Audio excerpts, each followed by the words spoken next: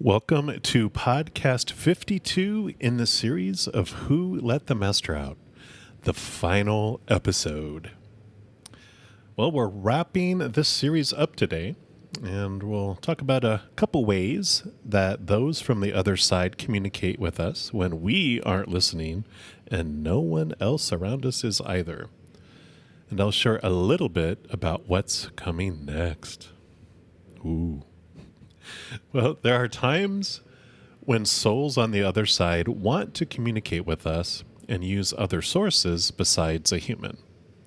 Sometimes we can be so absorbed in the world of conditional love and fear that we can't hear or feel the messages clearly from back home. Because they and we are made of energy, they can influence things in the physical plane that are connected to like electricity and vibration. They can also influence insects and animals as tools. So butterflies or pets, lights flickering, knocking over pictures, etc.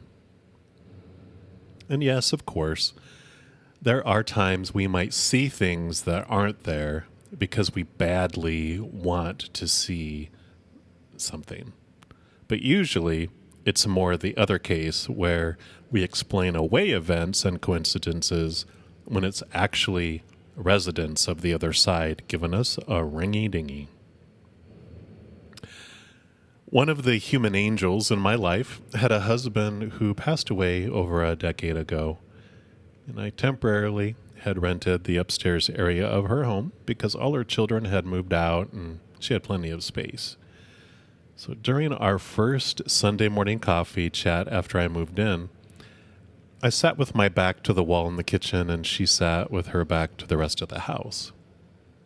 And as we talked about her life, I became distracted by the doorway to her bedroom, which was located several feet behind her on a far wall. And it felt like someone was standing there. And finally, she asked why I kept looking behind her. And when I told her that I was seeing something in my peripheral vision standing in her doorway, she shared that it was probably her husband, because that is the exact place where he passed away when she was wheeling him out in his wheelchair. Well, after that day, we had several emotional discussions about her husband, and on several occasions, the fire alarm would go off in the house. Now, fast forward to several years later, she asked me to accompany her on a trip to Hawaii to release his ashes into the ocean. Well, that morning, I awakened and stepped out of the bungalow where we were staying. And she was sitting at a picnic table outside writing a goodbye letter, and tears were streaming down her face. And she explained that when she woke up that morning, the sunrise was the most beautiful one she had ever seen. And it was so surreal and almost unnatural looking that she knew it was time to let him go. Now, I hated to burst her bubble, but I was being told from him that he said he wasn't going anywhere. So I let her know that, and just as I said that, the fire alarm went off in the bungalow. We both just started laughing. We were like, oh my God, you aren't leaving, aren't you? And it's funny, even since then, there have been times where just before we're going to chat on the phone, wherever she is at in different locations, her electricity goes out or the lights flicker in all those various places. They do love to let us know they are always with us. And though they may be gone physically, and even though we can't see them with our earthly eyes, they are always very near to us. I've heard many stories from friends and family about times when they felt someone who had died was sending them a message. And many times it was through things like butterflies, or finding pennies in a moment that meant something to the person before they had passed. One particular situation, I had a friend whose dad was passing away from a terminal disease. And they had time to spend with each other, and they actually talked about how he was going to let her know that he was fine when he reached the other side. And they had agreed on butterflies as the symbol for her. Well, a few months after he had passed, she was at a place where she could, finally be ready to be able to start packing up his bedroom. And as she loaded up boxes of things to give away, she kept hearing something like rattling in the window. So she pulled back the drapes, and there, stuck in between the window and the screen, was a huge butterfly. So because this was their agreement, she checked the screen, and there was no holes anywhere on it for the butterfly to get in there. And the window had not been opened from the inside for several weeks. So it was a big hello from her papa. Now, my mom loves butterflies, so I imagine that butterflies will be her sign for me when she eventually goes back home. Because once when we lived in Texas, I was talking to her outside about options for her life because some of the difficulties she was going through at the time. I was just felt that I was to direct her to go stay with her sister and brother-in-law in another state in order to help her gather her thoughts and kind of just have time away. She was uncertain of the path to take and was really stressed about what to do. But as I was standing there mentioning the option, a large butterfly flew in between us and then landed on my head. Decision made. And sometimes life can be that easy. All we have to do is shut up and listen and realize that all sorts of supportive aid is being offered to us consistently and constantly. If you find yourself thinking, I wish I could do that, well, you can.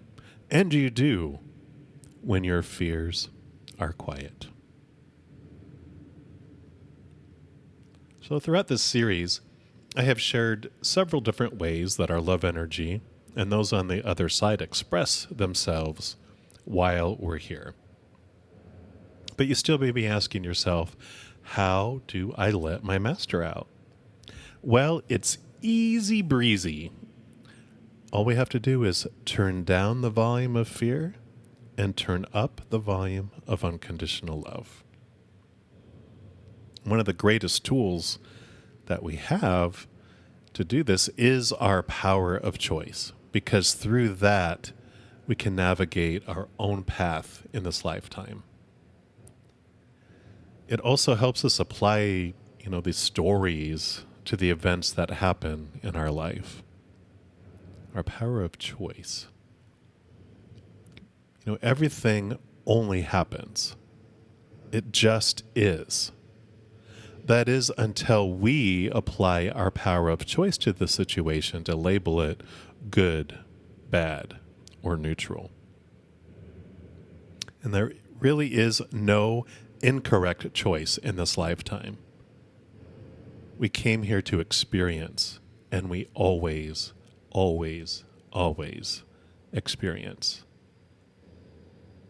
But when we grow bored with feeling that uncomfortable emotion of fear, and we're ready for a change in life, it's then we know we're ready to wake up. We are ready to start the journey from fear, returning to who we really are back over yonder. Unconditional love. During every moment, every single one, we're choosing the direction of our adventure. We get to choose whether it's going to be an exciting adventure, a horrific one, a gentle one, an interesting one, a hateful one, or a combination of anything we want.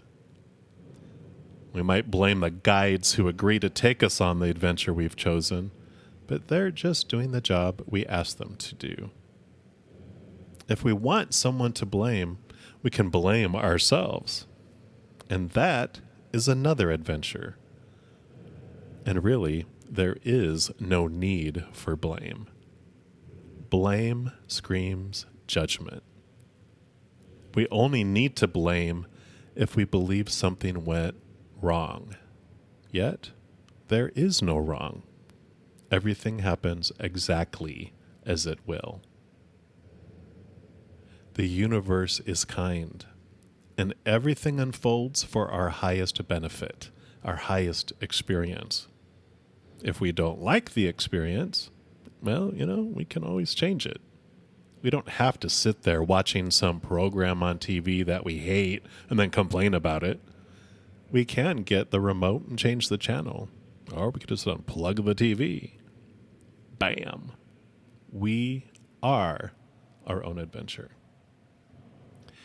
Each of us chose to come here to experience life, and experiencing it we are. There are no supposed tos, just experiences.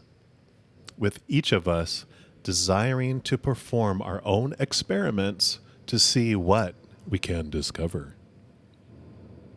Every life is a celebration, and we sometimes act out pretending to degrade our life as we label it and believe it should have been something else. And what a delicious emotion degradation is, too. We are perfect creators of our lives. Everything has been exactly as it was intended to be.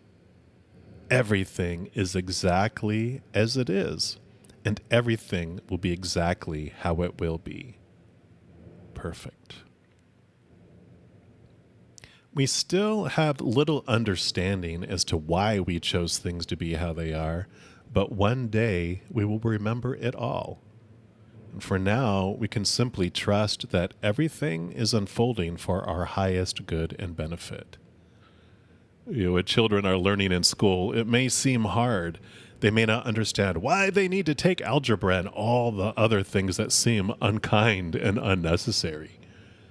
Later, though, they realize how well-rounded it made them and how much better off they are for the experiences that they had.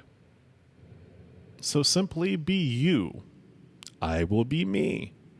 Then we can all know we are having a life that is explosive with liveliness and beauty. What fantastically beautiful things we are, shining in the sky with our uniqueness.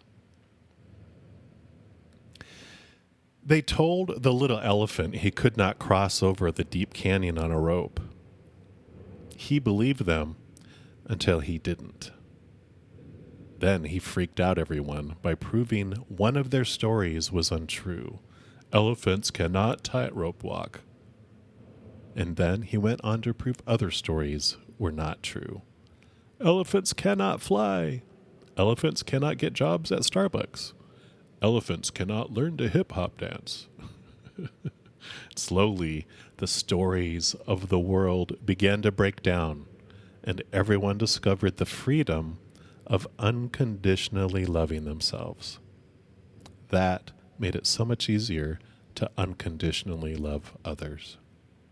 And it all started with the baby elephant being brave enough to question one story he was told. Heaven held its breath when he took the first step onto that tightrope and cheered him on for his bravery. There is no need to take over someone else's jungle, nor to defend our own. We each have our own inner jungle that no one else can conquer or overtake. No one can walk through our inner jungle, though that doesn't stop us from sometimes creating a giant stuffed lion representing someone else and pretending it is invading our space. We are the only ones who exist within our inner self. Well, besides the mother and father of all things, who have no desire to rule our jungle. They are there only for unconditional love and support. And when we realize this, we can cease the inner drama if we choose, knowing that it is only us in there projecting characters within our story, interpreting outer actions as personal attacks and injuries. Once we reclaim the reality that we are the kings and queens of our own jungles, and no one can ever take that away, we never have to be a victim in our lives, unless we choose to. So take some deep breaths and strut through your jungle. Work it and own it. We probably have less control over what happens in life than we think we do, but we also have more control over what we allow it to mean to us than we might imagine. No matter what, we choose what any action or situation means in our widow world. We can change our habit of thinking the way that we do by beginning to question why we believe something means what it does for us. Then comes freedom. Will you begin to question today?